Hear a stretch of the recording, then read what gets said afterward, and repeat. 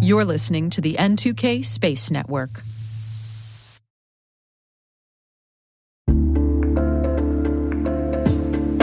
Strata is your solution for securing on-prem and cloud apps without the hassle of refactoring. Modernize legacy systems with MFA or passwordless authentication and ensure continuous identity availability across multi-cloud environments. Say goodbye to tech debt and hello to seamless integration. Strata helps you reduce stress and gain control over your identity architecture, enhancing security and efficiency. Join industry leaders like 3M, Navy Federal, and Kroger who trust Strata for their identity needs. Visit strata.io/cyberwire to share your biggest identity challenge and receive a complimentary pair of AirPods Pro. Don't miss out. Transform your identity management today at strata.io/cyberwire. And our thanks to Strata for being a longtime friend and supporter of this podcast.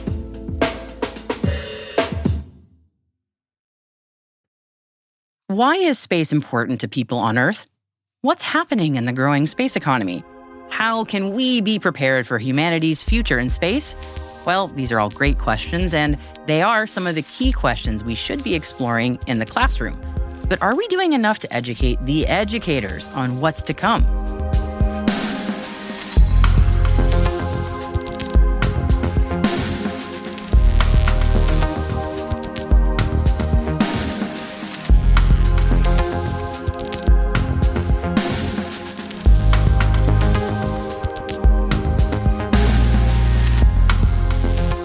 Welcome to T-Minus Deep Space from N2K Networks. I'm Maria Varmazes, and today's guest is space educator and author Mark Wagner. Mark has been exploring how we can improve space education in the classroom by educating educators. How can we prepare the future workforce if those in charge of general education don't understand what's to come? Well, we started our conversation discussing how Mark became interested in space education and what he hopes to achieve by changing the approach to space in United States classrooms. I'm a lifelong space enthusiast. Went to space camp a couple times as a kid. I originally went to school to be an astronautical engineer. So I was studying spacecraft systems design and orbital mechanics and that sort of thing in the early 90s. But like everybody, I jumped ship. It was not the greatest time for the aerospace industry. A lot of my peers went to mechanical or civil engineering, but I jumped all the way to studying literature and philosophy. So I wound up becoming a high school English teacher. And there I got really excited about what was happening in education technology at the time. Google was just really getting started and getting interesting, and computers were coming into classrooms, sort of the second wave. So my career was 20 years of teaching educators to use technology in meaningful ways. And I did a lot of work with Google for Education over the years, ran the Google Teacher Academy off and on for like 13 years, and produced a series of conference-like summits focused on Google for Education. So that was a crazy ride. We would put on 100 conferences a year in the peak years there before COVID. But that market was changing in 2019 anyway, and I started to get really excited about what I was seeing in the headlines and in the space industry in general. By that time, it was a great time to get involved again. So during COVID, I hit the reset button like everybody else, and my PhD I got in education technology along the way. But I went back and got graduate certificates in space education and space philosophy. Who knew that existed? Wow. I did not know that existed. Right. That's So cool. Okay.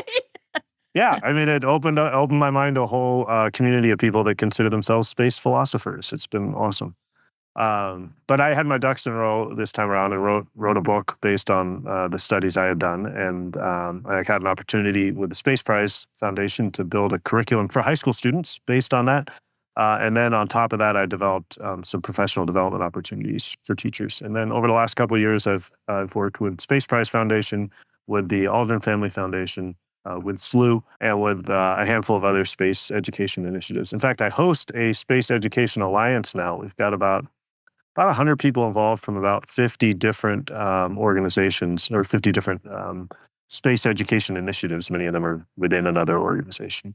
And it's inspiring to see how much work is happening in this field. A lot of it is happening in isolation. So connecting people has been really great to kind of bring a lot of those opportunities together. Oh, thank you. Thanks for joining me. And this is such a great topic area. I'm just like really jazzed to be talking to you about this. So I grew up in the 90s. I have my own mentality of what space education looks like. I have a kid going through elementary school now. I have some idea of what she's learning in school. But I mean, space education, especially when we're talking about the industry as it is now, I mean, how do we teach kids about what's going on now beyond, hey, here's the solar system, here's how that works? I mean, that feels like a big gap. But I mean, I wonder how educators are sort of dealing with that challenge. Yeah, I mean, mostly not. I think the experience that you and I had is probably very similar to what most kids have today, which is, yeah, maybe they're learning about the solar system. Maybe their teachers are addressing the Earth and space science standards. A lot of times, the teacher is not confident in talking about science in general, and certainly not confident about talking about space with their kids or what's happening in the growing space economy.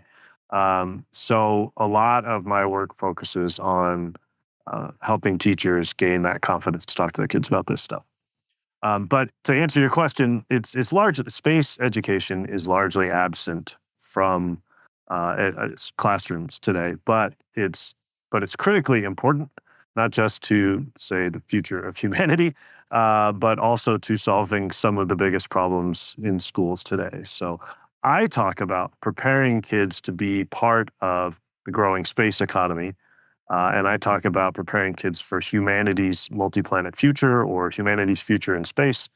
But those are not necessarily things that will excite, well, they are things that will excite individual educators, but not the sort of things that will lead to mass adoption in schools. But space education is also a really great solution to some of the biggest problems in schools today. So, for instance, like I like what? to share. Yeah. I like to share a few statistics around this topic, which is especially post-COVID, student disengagement is the biggest problem in schools. Kids had emergency distance learning, and there's this real sense of like, well, why do we have to sit in chairs for 6 hours a day? One of the prime measures is chronic absences. So absent more than 10% of the time. So in New York City, post-COVID, chronic absences are about 30% of kids, which is a roughly triple what they were before COVID. And there's hand in hand, there's a similar problem with teacher burnout. So in LAUSD, for instance, 70% of teachers report a burnout and a desire to leave the profession. And we're seeing that across the country. Teachers are just burnt out, even several years in the wake of COVID. There's a lot on their shoulders. But there's also research to show that a tremendous majority of kids are interested in space. So Wakefield Research, in partnership with Unistellar, did a study in 2022 at 500 American families across demographics, and they found that 93% of U.S. kids are interested in space. So this is not a boy thing or a girl thing or an elementary and secondary thing or a black or white or rich or poor or any other demographics. Like, kids are interested in space. That's a huge number. Like, you don't have 93% of anything when it comes to public policy, right? So, and I have grad students who've done similar surveys or with their own students or their own network, and they come out with like 85% of kids are interested in space. It's a huge, huge number any way you cut it. So how do you re-engage kids in school and re-engage kids in STEM topics in particular? You tap into their natural interest in space. So now we're talking about not just this mission-driven preparing kids for humanity's future.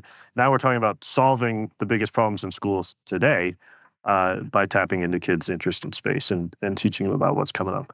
And I think I don't want to gloss over either the idea of preparing them for the growing space economy, because listeners of your show have probably heard similar statistics, but several years ago, statistics came out about the space industry now is a $400 billion a year industry. They were projecting $1 trillion by 2040. About a year ago, that the newer projection was $1 trillion by 2030. And so we're talking about a rapidly growing $1 trillion industry, and that's not even counting whole new industries like asteroid mining or space solar power, both of which are projected to be $1 trillion industries, multi-trillion dollar industries. So are we properly preparing our kids for that? And we don't just need scientists, engineers, and astronauts. We need marketing people and HR people and, computer scientists and you name it, right? We need artists. Like if you look at, say, a SpaceX broadcast, how many jobs are involved with, say, designing the UI to communicate that information and the broadcasters They are and the the best at editors that. and It is really yeah, something. Yeah. and Yeah. somebody's writing the score. Like there's really a whole production element to it. And I was lucky enough working with Space Prize Foundation to do an interview series, and it was mostly women because we were focused on empowering young women in that project. But women from all across the space industry, and we talked to scientists, engineers, astronauts, but we literally talked to a spacecraft interior designer, and we talked to people doing spacesuit and flight suit design and what they called zero-G fashion design. Like we talked to space historian, we talked to space lawyers. There's really sort of any kid that wants to be involved, whatever their strengths and interests, can be involved. And on the flip side, even if they're not in the growing space economy, which is much bigger than just aerospace industry, but they probably are going to need to know what sort of developments are coming out of space. So I joke, like 100%. Yep. if you're working for a sneaker company, you better understand what lightweight materials are coming out of space. You better understand, hey, what if your shoe is talking to Starlink and knows where it is and is part of the Internet of Things and I know. and talking Yep. to GPS? Like, how are you going to incorporate those developments into your field and your industry? And it's not unlike, I see a ton of parallels with where education technology was 15 or 20 years ago, where we literally had to convince teachers that teaching kids about the internet was a good idea. And now it's Yes. really clear. It doesn't matter if your kid's going to be a graphic designer or what they're going to like. They better know how to use the internet in their field. And I think we're, over the next 10 to 15 years, we're going to see a similar change. I mean, we're already seeing it, but where space is affecting every industry. Even today, just something like GPS is affecting everything from, how we get around to how we get food to who we date, like very fundamental human activities. That's right. Yep.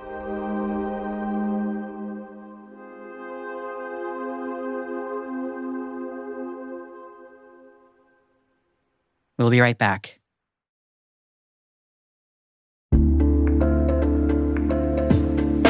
Hey everybody, Dave here. Have you ever wondered where your personal information is lurking online? Like many of you, I was concerned about my data being sold by data brokers. So I decided to try Delete Me. I have to say, Delete Me is a game changer. Within days of signing up, they started removing my personal information from hundreds of data brokers. I finally have peace of mind knowing my data privacy is protected. Delete Me's team does all the work for you with detailed reports, so you know exactly what's been done. Take control of your data and keep your private life private by signing up for Delete Me. Now at a special discount for our listeners. Today, get 20% off your Delete Me plan when you go to joindeleteme.com/N2K and use promo code N2K at checkout. The only way to get 20% off is to go to joindeleteme.com/N2K and enter code N2K at checkout. That's joindeleteme.com/N2K, code N2K.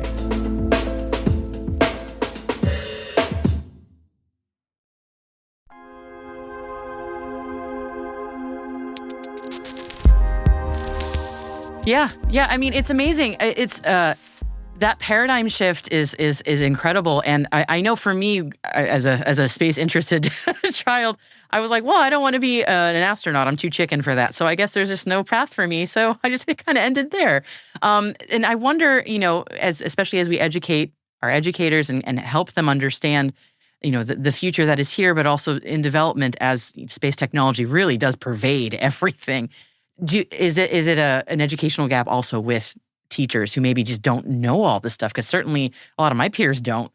I just wonder, how do we reach out to them and let them know, like, these are options that are going to be your students will be dealing with in a good way, but it'll be there. Those are huge questions, and that's really where my education technology career was also.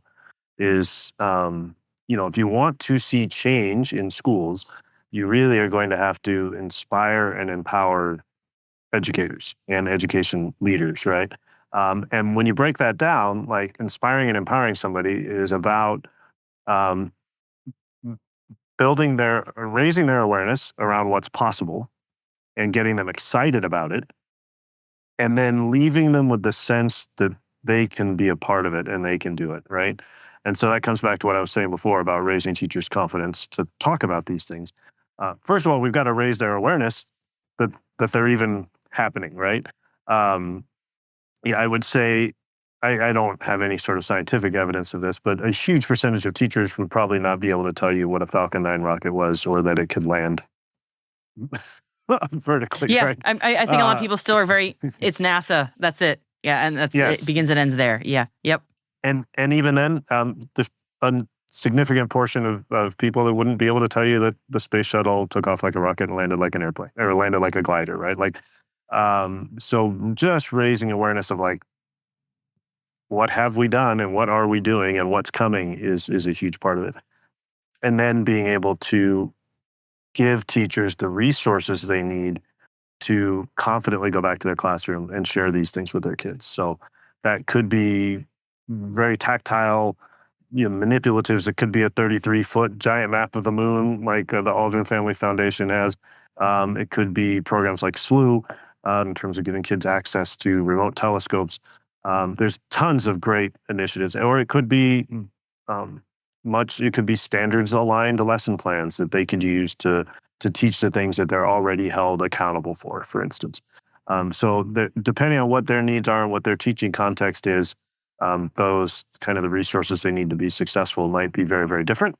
But I think the short answer to your question is like, how do we get teachers to this point and how do we sort of affect this change essentially? It may be my bias and the lens I'm seeing things through, but ultimately that comes down to professional development. You can't adopt a program and expect it's going to be used without helping teachers understand how to use it. And this is a big ask where we're raising awareness around all these scientific missions that are in progress, and then how do they turn around and use it with their kids? What can they use? How do they use it? What are the best ways to engage kids and so on? That it's a significant professional development undertaking. But I will say it is similar to what we saw when we started bringing computers in the classroom or internet in the classroom or, school districts going Google. Like this, there was a significant professional development hurdle, but it's largely overcome in the last decade or the years before COVID, even to the point where, everybody was on a Chromebook and Google Classroom or whatever they had during COVID. I'm reflecting on, like, I used to work in cybersecurity for quite a while, and my daughter last year came home with like a how to stay safe on the internet handout that was a great explainer. I was not prepared for her school to be giving her that. I was thinking like I would have to, she's a little too young to be on the internet, but just general things. And the school had that, and I was really impressed that they were there already. I wasn't expecting that. So I'm just imagining maybe one day we'll be there with something space related. I don't know what specifically, but that would be great, wouldn't it? Well, if I were to look into my crystal ball, and I talk about this all the time right now, to anybody that'll listen, I think that is the 10 to 15 years that are ahead of us is, you do get this sense working in schools that nothing ever changes and everything is cycling like the tides. But when you stop and look at it, there has been real progress when it comes to technology in schools and the internet in schools and things like that. And I think like what I'm seeing right now is very, very like what I was seeing in schools in, say, 2013, where the most innovative schools are starting to be really interested in how to prepare their kids for the space industry. And they're starting to host events around it, and they're starting to share what they're doing. And I think over the next couple of years, we're going to see that spread significantly, and we're going to need kind of the ad hoc programs that are working for the go-getters right now are going to need to be scalable and something that you can get more and more teachers on board. But I do think in 10, 15 years, we're not going to have to be convincing people to teach kids about space. It's going to be a no-brainer. Like, hey, whatever industry you're going into, you better know what's going on. I'm with you on that vision. I 100% see that happening and hope for it, very ardently hope for it. So it feels like a good time to introduce SLU to the audience because you've mentioned it a few times, and this feels like a natural segue. Aside from the outstanding name, all our telescope using listeners will recognize. Yeah, I know for me, the first time I looked through a telescope as a kid, that was an absolute light bulb moment. I know for a lot of people it is. So I'm getting ahead of myself. Tell me about SLU. So if you can imagine, and I'm working with a project right now that was doing this. If you could imagine, say, getting a really great telescope and gifting it to a middle school, you're going to run into a few problems. Some of them are professional development. Does the teacher know how to use the telescope? But you also have to convince kids and staff to come back at night, and you're kind of concerned about local weather and local light pollution. Especially if you're from an urban or suburban area. However, what SLU does is give kids access to a network of remote telescopes. So now we're talking world-class telescopes, at 9,000 feet in the Canary Islands or in Chile or in Australia in dark sky areas. And they're able to access these telescopes during school hours from any device with a browser. So it could be their school Chromebook or their iPad or whatever. And they're able to watch the live streams from whatever telescopes happen to be online, get little mini lectures if they happen to be doing that, which is not something they normally emphasize about SLU, but it's one of my favorite parts, is listening to the lectures and watching the stream. But they're also able to schedule images of things that they're interested in and want to learn about. So, and then SLU scaffolds that with all kinds of learning resources and with what they call quests. So it's a learning quest where maybe you're learning about different types of nebulae, or you're learning about galaxies, or you're learning about the planets. And there's cultural quests. You might learn about Incan mythology while you're learning about Incan constellations. And there's historical quests. Maybe you're learning about the Apollo landings while you're learning about the moon. So there's a ton of sort of instructional elements built right into this system. But the heart of it is kids are controlling remote telescopes from any device, during school hours. So it completely changes their experience of astronomy. And then also, it sounded like you've got a pretty cool telescope yourself, but for most backyard telescopes, it's really challenging to, say, get a really good look at the Orion Nebula or something like that. But if you've got a half-meter telescope in the Canary Islands, all of a sudden you're getting these just spectacular images, and they're not just canned images on Wikipedia or a textbook or something like that. Like you scheduled the image, you chose to some degree. It's all automated if you want to take the system's recommendations, but you can also choose like which telescope and which filters and things like that, and people do their own post-processing. So you can get really geeky with it, and it's pictures that they took, right? So even like for me as an adult, completely changed my relationship to astronomy. I've always been interested in it, but now it's like, I want to go down this rabbit hole and learn about nebulae, and I'm taking pictures of emission nebulae and reflection nebulae and dark nebulae and learn and listening to lectures about it and reading about it and taking these fantastic images and sharing them with friends and family. I've had some really spectacular evenings. I happen to be up in the mountains right now talking to you. And I've had some evenings here where it's like I would order the picture of something and run outside and look at it in the sky and run back inside and look at the picture. It makes it so much more real. Yes. Especially for those of us who live where it's maybe more. I live in the suburbs, so for me, the night sky is a scant few stars at best. Yes. So being able to really get that connection, it is absolutely a life-changing thing for a lot of us. Honestly, we remember that first time you see Saturn's rings or something. It just blows the mind. So it's sort of, to go back to the first half of our conversation here, it kind of checks a lot of those boxes, right? It taps into kids' natural interest in space. It is that kind of awe-inspiring moment. It's certainly, like, if you literally think of awe, it's this experience of feeling a part of something bigger than yourselves and looking out at the universe does that. So you've got that whole engagement, motivation, inspiration element. And then it's all of the, very rich resources necessary for success in an academic situation. It's all standards-aligned quests, and there's content with kids to engage with at different grade levels and subject areas, and they're able to write back, respond to prompts, and take their own images and write their own observations. One of the coolest things about it, actually, speaking of that, is it's a very authentic experience of science. They're not learning about astronomy; they're doing They're doing it. astronomy.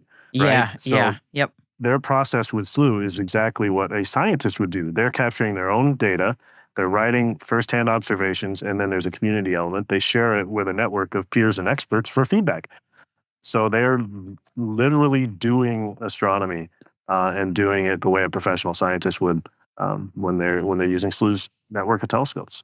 It's really cool. And it's really cool. And the minimizing the frustration factor of it's cloudy, I have to be there at 10 p.m. at night at some faraway observatory. I've had that experience. It's nothing to spirits kids faster than that. It's really smart. It's interesting. So these observatories are high altitude, dark sky areas. And still sometimes there's days the Chile telescopes are offline because of weather or whatever. But kids also learn to look at the weather or to consider, what is the, what angle of altitude is the object. The higher in the sky, the more clear pictures we're going to get. And where is the moon? Because if the moon is up, that's going to detract from your images, even at these observatories. So the system makes it super, super easy to just book something and get a cool picture. But the more, if kids want a deep dive, they can really get into the conditions that they're shooting in, and that's so great. How they're I love capturing it. It's such a their great data. concept. Yeah. I'm like hoping my kid has access to this because mom wants to use this now. Well, there are really cool. There are home accounts as well. Most of my focus, of course, is getting it into schools. But yeah, you could go log in and pay a couple bucks a month for a family account. Yeah.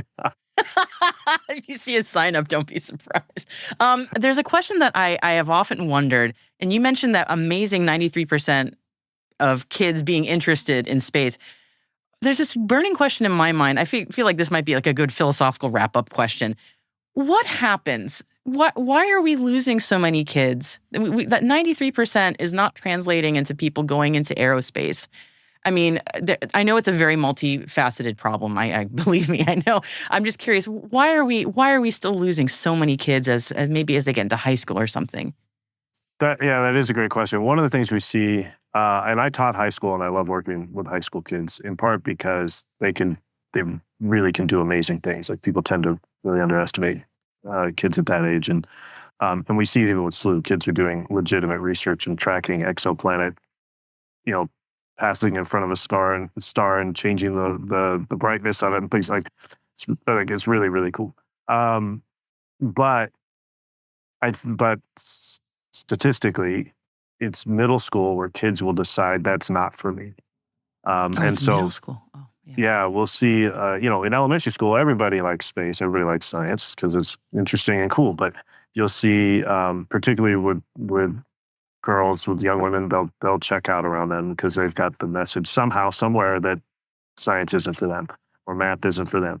And you see that a lot with kids that are in rougher socioeconomic situations where they're seeing that it's not for them, or whatever. There are other demographic issues where we see minorities or people of color are checking out at that point because they think it's not for them. So there are huge societal messages that need being addressed so that we're not doing that. But from a proactive standpoint, middle school is a great opportunity to capture kids and keep them involved.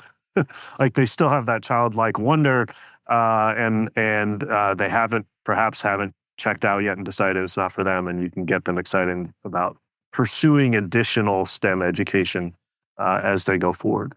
Who knows what career they'll choose down the line, but at least keeping those doors open that's a good opportunity to do that. So I'm not sure that really answers your question, but I think a lot of people think it's not for them, or they think it's just for scientists, engineers, and astronauts, and they don't see a path. I think it's a lack of awareness there and a lack of confidence, just like with teachers. They don't see a path forward for someone like them.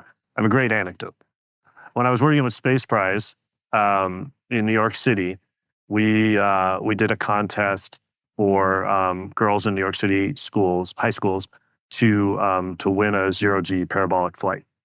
And there was an essay contest and a video contest, and it turned into a lot of other things. But But one of the finalists who went on the flight had started by writing an essay for the contest. And she was a self-described sort of English and social studies nut. And she didn't think it was for her. And apparently her dad convinced her, like, no, you'd be good at this. Like, you should write this essay. And throughout the thing, because she was a finalist, she got a ton of other opportunities. We connected the kids with mentors. And so she had a mentor who had done PR for NASA and had worked for a bunch of space startups after that. And so this girl at the end of the process, she said, oh, I never knew there was, a job for a writer in the space industry. Like, I think I could do this. Like, I could be a writer for NASA. And it was like, okay, that's the moment we want, is kind of helping kids see a path forward for them, whatever their strengths and interests are. And that's raising awareness around what's happening in the growing space economy, to use that phrase again. And helping them see, sometimes that's literally helping them see someone like them in those roles. And they're certainly out there, and it's just a matter of connecting kids with them.